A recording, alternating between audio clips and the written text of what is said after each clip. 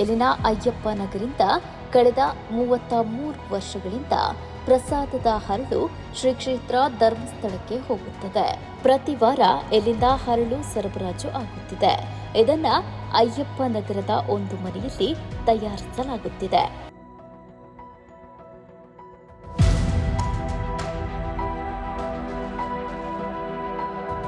ಸಂಯುಕ್ತ ಕರ್ನಾಟಕ ಪತ್ರಿಕೆಯ ಉಪಸಂಪಾದಕರು ಇಲ್ಲಿಯವರು.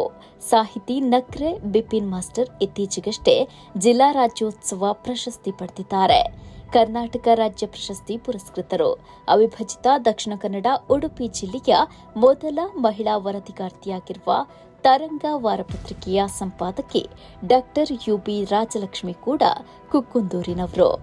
ರಾಷ್ಟ್ರ ರಾಜ್ಯ ಪ್ರಶಸ್ತಿ ಪುರಸ್ಕೃತ ಶಿಕ್ಷಕ ಜಾರ್ಜ್ ಕ್ಯಾಸ್ತಲಿನೋ ಇಲ್ಲಿಯವರು. ವಿದ್ಯಾದಾನದಲ್ಲೂ ಊರು ಮುಂದಿದೆ.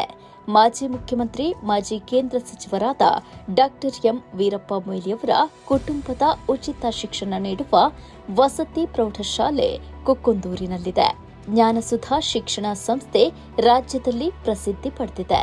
ಕುಕ್ಕುಂದೂರಿನ ಕೆಎಂಇಎಸ್ ಸ್ಕೂಲ್ ವಿಶೇಷ ಚೇತನ ಮಕ್ಕಳ ವಿಶೇಷ ವಿಧೀತ ಶಾಲೆಯೂ ಇಲ್ಲಿದೆ. ಕುಕ್ಕುಂದೂರು ಗ್ರಾಮದ 8 ಗುತ್ತಿನ ಮನೆಗಳಲ್ಲಿ ಒಂದಾದ ಕೆರ್ತಡಿ ಗುತ್ತು 200-300 ವರ್ಷಗಳ ಇತಿಹಾಸ ಹೊತ್ತ ಮನೆ. ಹಿರಿಯರ ಕಾಲದಿಂದಲೂ ಯಾವುದೇ ಮರುವಿನ್ಯಾಸವಿಲ್ಲದೆ ಹಿಂದಿನ ಮಾದರಿಯಲ್ಲೇ ಉಳಿಸಿಕೊಂಡಿರುವ ಈ ಮಣ್ಣಿನ ಗೋಡೆಯ ಗುತ್ತು ಮನೆ. ಗ್ರಾಮದಲ್ಲಿ 4 ಜೈನ್ ಹಾಗೂ 4 ಬಂಟ ಮನೆತನಗಳ ಗುತ್ತುಗಳಿವೆ. ಕೇರ್ತಡಿ ಗುತ್ತಿನ 2 ಬ್ಯಾಕ್ಯರ್ ಗದ್ದೆಗಳಲ್ಲಿ ಭತ್ತ ಬೆಳೆಸಿ ಕೊಯ್ಲಿನ ಬಳಿಕ ಭತ್ತ ಅಲೆಯುವ ಸಂಪ್ರದಾಯ ಪಾಲಿಸಲಾಗುತ್ತೆ. ಆ ದಿನ ದೈವಗಳಿಗೆ ಪಾನಿಹಾರ ಸಲ್ಲಿಸುವುದು ರೂಢಿ. ಗುತ್ತಿ ಪಂಜುರ್ಲಿ ಮತ್ತು ತೂಕತ್ತಿರಿ ಮೈಸಂದಾಯ ದೈವಗಳಿದ್ದು ಪ್ರತಿ 3-4 ವರ್ಷಕ್ಕೊಮ್ಮೆ ಮನೆಯ ಅಂಗಳದಲ್ಲೇ ಕೋಲ ನಡೆಯುತ್ತೆ. ಜಾಗ ಚಿಕ್ಕದಾದ್ರೂ ಒಳಗಡೆಯಲ್ಲೇ ಕೋಲ ಮಾಡುವ ಸಂಪ್ರದಾಯವನ್ನ ಇಲ್ಲಿ ಮುಂದುವರಿಸಿಕೊಂಡು ಬರಲಾಗುತ್ತಿದೆ. ಕುಕ್ಕುಂದೂರು ಗ್ರಾಮದಲ್ಲಿ 8 ಗುತ್ತಿನ ಮನೆ ಇದೆ. ಅದರಲ್ಲಿ ಒಂದು ಇದು ಕೇರ್ತಾಡಿ ಗುತ್ತು ಅಂತ.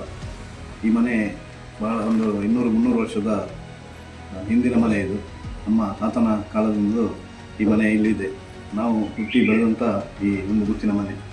ಈ ಕುಕ್ಕುಂದೂರು ಗ್ರಾಮದಲ್ಲಿರುವಂಥ 8 ಗುತ್ತಿನ ಮನೆಯಲ್ಲಿ 4 ಜೈನ ಮನೆತನದವರು ಹಾಗೂ 4 ಬಂಟ ಸಮಾಜದವರು ಇವತ್ತು ಗುತ್ತಿನ ಮನೆ ಇದೆ. ಒಂದು ಬರ್ಕೆ ಮನೆ ಇದೆ. ಹಾಗೆ ಎಲ್ಲ ಗುತ್ತಿನ ಮನೆಯಲ್ಲಿ ಇವತ್ತಿಗೂ ಕೂಡ ಇದ್ದಾರೆ. ನಮ್ಮ ಈ ಕೇರ್ತಾಡಿ ಗುತ್ತು ಮನೆಯನ್ನು ಒಂದು ಸ್ವಲ್ಪ ಎಲ್ಲ ಯಾವುದೇ ರೀತಿಯ ಆಲ್ಟ್ರೇಷನ್ ಅನ್ನು ಮಾಡದೆ ಹೇಗೆ ಇದೆಯೋ ಹಾಗೇನೇ ಮೇಂಟೈನ್ ಮಾಡ್ಕೊಂಡು ಬರ್ತಾ ಇದ್ದೇವೆ. ಮತ್ತು ಹಳೆ ಮನೆ ಮತ್ತು ಈ ಎಲ್ಲ ಗೋಡೆಗಳೆಲ್ಲ ಮಣ್ಣಿನ ಗೋಡೆ. ಹಾಗಾಗಿ ಸ್ವಲ್ಪ ಈ ಪೇಂಟ್ ಎಲ್ಲ ಮಾಡೋದು ಎಲ್ಲ 1 ವರ್ಷಕ್ಕೆ ಒಂದು ಸಲ ಪೇಂಟ್ ಮಾಡಲೇಬೇಕು, ಇಲ್ಲದ್ರೆಲ್ಲ ಕಲೆ ಬರ್ತದೆ ಮೇಲೆ. ಹಾಗೆ ಬೇರೆ ಯಾವುದೇ ರೀತಿಯ ಇದನ್ನು ಬದಲಾವಣೆಗಳನ್ನು ಮಾಡಲಿಲ್ಲ. ಹಿಂದಿನ ಕಾಲದಲ್ಲಿ ನಮ್ಮ ತಾತಂದಿರು, ನಮ್ಮ ಹಿಂದಿನ ಕಾಲವರು ಹೇಗೆ, ನಮ್ಮ ಹಿರಿಯರು ಹೇಗೆ ಮನೆ ಕಟ್ಟಿದ್ದಾರೆ ಹಾಗೆಯನ್ನು ಉಳಿಸ್ಕೊಂಡು ಬಂದಿದ್ದೇವೆ. ಹಾಗೆ ಈ ಮನೆಯನ್ನು ತುಂಬ ವರ್ಷದವರೆಗೆ ಇದನ್ನು ಉಳಿಸ್ಕೊಂಡು ಬರಬೇಕಂತ ನಮಗೆ ಒಂದು ಆಸೆ ಇದೆ. ಹಾಗೆ ಎದುರು 2 ಗದ್ದೆ ಇದೆ, ಬಾಕಿಯಾರ ಗದ್ದೆ ಅಂತ. ಅದನ್ನು ಇವಾಗಲೂ ನಾವು ಭತ್ತವನ್ನು ಬೆಳೀತಾ ಇದ್ದೇವೆ. ಹಾಗೆ ಭತ್ತದ ಬೆಳೆಯನ್ನು ಬೆಳೆಸಿ ಇಲ್ಲಿ ಭತ್ತ ಕೊಯ್ದಾದ ಮೇಲೆ ನಮಗೆ ಒಂದು ಕ್ರಮ ಇದೆ. ಇದು ಭತ್ತವನ್ನು ಅಳೆಯುವಂಥ ಕ್ರಮ. ಆ ದಿವಸ ದೈವಗಳಿಗೆಲ್ಲ ಪನಿಹಾರ ಹಾಕುವಂಥ ಕ್ರಮ ಇದೆ. 3-4 ವರ್ಷಕ್ಕೆ ಒಂದು ಸಲ ಇಲ್ಲಿ ನಾವು ಪಂಜುರ್ಲಿ ದೈವ ಮತ್ತು ವರ್ತಕತ್ತಿರಿ ದೈವದ ಕೋಲವನ್ನು ಇಲ್ಲಿ ಒಳಗೆ ಈ ಅಂಗಳದೊಳಗೆ ಆ ದೈವಗಳ ಕೋಲ ನಡೆದು ಈ ಅಂಗಳದೊಳಗೆ ನಡಿಬೇಕು. ಅಂದರೆ ಹೊರಗೆ ನಾವು ಮಾಡುವ ಹಾಗಿಲ್ಲ. ಜಾಗ ಸ್ವಲ್ಪ ಚಿಕ್ಕದಾದರೂ ಕೂಡ ಇಲ್ಲಿ ಒಳಗೆ ಮಾಡುವಂಥ ಕ್ರಮ ಇದೆ. ಮತ್ತು ನಮ್ಮ ಜಾಗದಲ್ಲಿ ಬೇರೆ ಒಂದು 5 ದೈವಗಳು ಅಲ್ಲಿ ಹೊರಗೆ ಇದ್ದಾವೆ.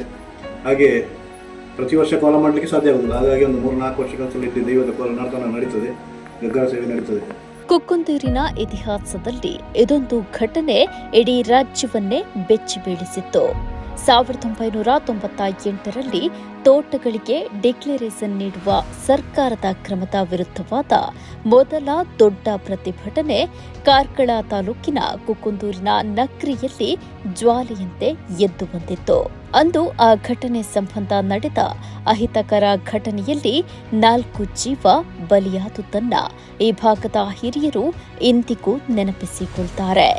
ಗ್ರಾಮದ ನೆನಪುಗಳಲ್ಲೂ ಹೋರಾಟದ ಇತಿಹಾಸದಲ್ಲೂ ನಕ್ರೆ ಎಂದೆಂದಿಗೂ ಮುದ್ರಿತವಾದ ದಿನ ಅದಾಗಿತ್ತು.